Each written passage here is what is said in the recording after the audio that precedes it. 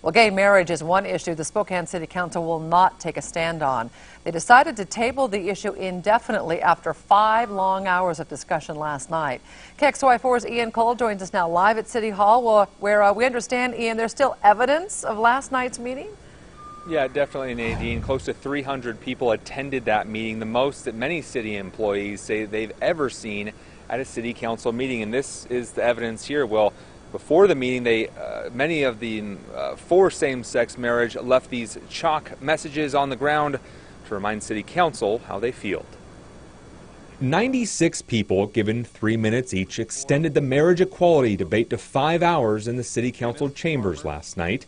Gays and lesbians have a right to live as they choose. They just don't have the right to redefine marriage. Saying I do in front of all of my family, all of my friends, it is just so important. After all of that, City Council members decided to table the issue just before midnight. It was, after all, a non-binding resolution, meaning that their action would not directly affect the people of Spokane.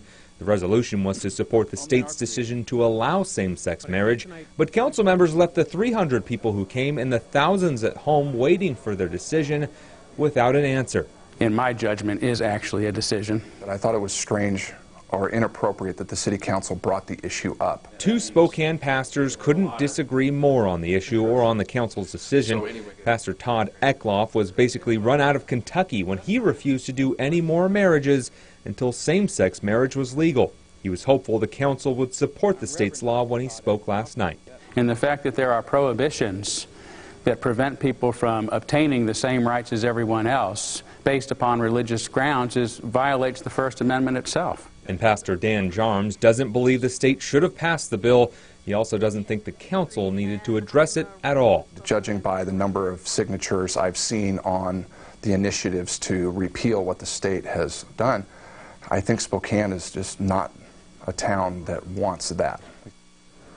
Well, the council's 4-3 vote to table this issue indefinitely does not necessarily mean that it is now dead. One city spokesperson told me that for them to bring it back, one of the city council members who voted to table it must bring it back, as opposed to one person who was for it all along.